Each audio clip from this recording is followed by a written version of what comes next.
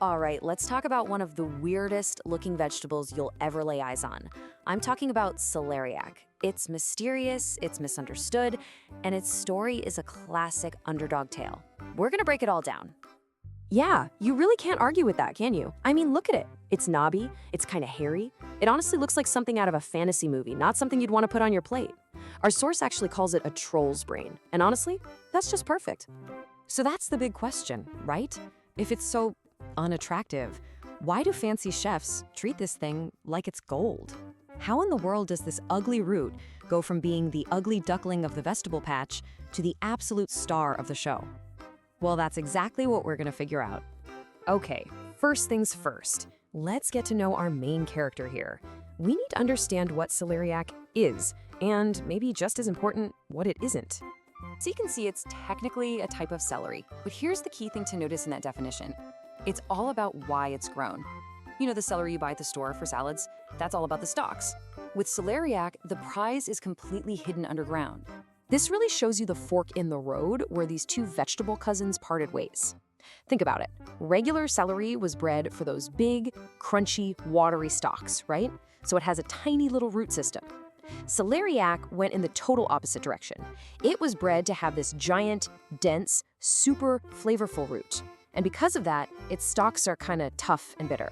So same family, but completely different life goals. Okay, so if you're thinking, hey, I want to grow this, get ready. You're about to face its first big trial. This is absolutely not a vegetable for people who want quick results.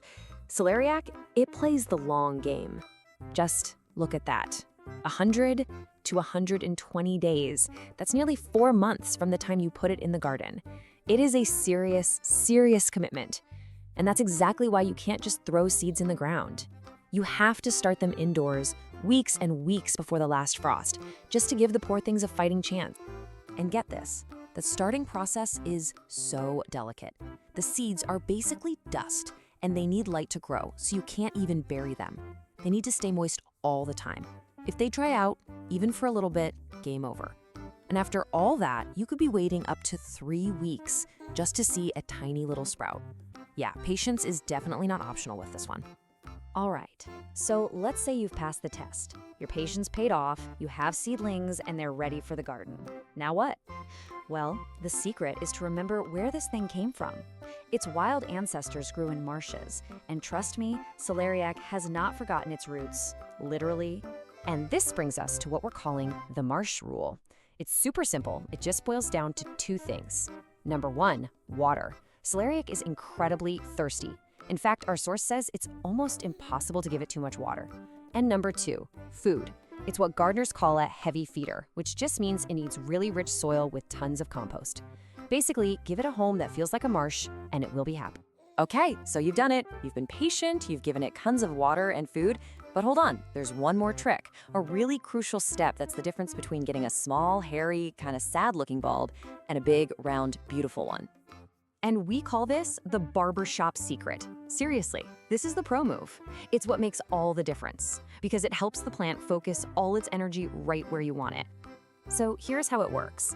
As that bulb starts to swell up out of the ground, you literally give it a haircut. You just gently snap off any of those little side roots or lower leaves that are trying to grow out from the main bulb. Think of it like this. By doing that, you're telling the plant, hey, stop growing that messy beard of roots and leaves, and instead pump all that energy into making the main event, that central bulb, bigger and rounder. So after all those months of waiting, of watering, of barbering, we've finally made it.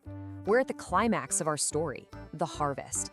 And this is where our ugly duckling undergoes one final kind of magical transformation.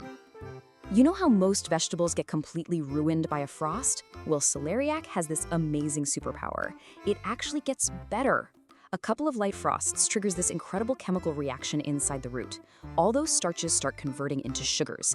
And what does that do? It makes the flavor deeper, sweeter, nuttier, just way more delicious. It's amazing. And here it is, the final payoff for all that work. Once you pull it out of the ground, celeriac isn't some delicate thing you have to use up in a week. Nope. If you store it right, somewhere cool and dark, it can last for an incredible 6 to 8 months. That's a taste of your garden that can get you almost all the way through winter. And so here we are, full circle. We've followed this ugly duckling on its entire long journey. And now it's time for the coronation in the kitchen. This is where it finally shows us why it's treated like royalty. And getting it ready is actually pretty simple. First, you've got to peel it and be aggressive about it. Use a sharp knife because a regular peeler just won't cut it. Once that's done, the fun begins. You can boil it and mash it 50-50 with potatoes. I'm telling you, it's the most amazing aromatic mash you will ever taste. Or you can go classic French style, grate it raw, mix it with some mayo and mustard, and make it tangy remoulade. It's just so versatile. You know, when you think about it, that's really what this is all about. Celeriac's entire journey from that tiny, difficult seed to this gnarly, weird-looking root to a gourmet ingredient. It's such a perfect lesson. It asks for a lot of patience, a lot of care, but it totally proves that sometimes the most rewarding things, well, they don't exactly show their true value at first glance. So the next time you see one of these ugly roots, what are you going to be thinking?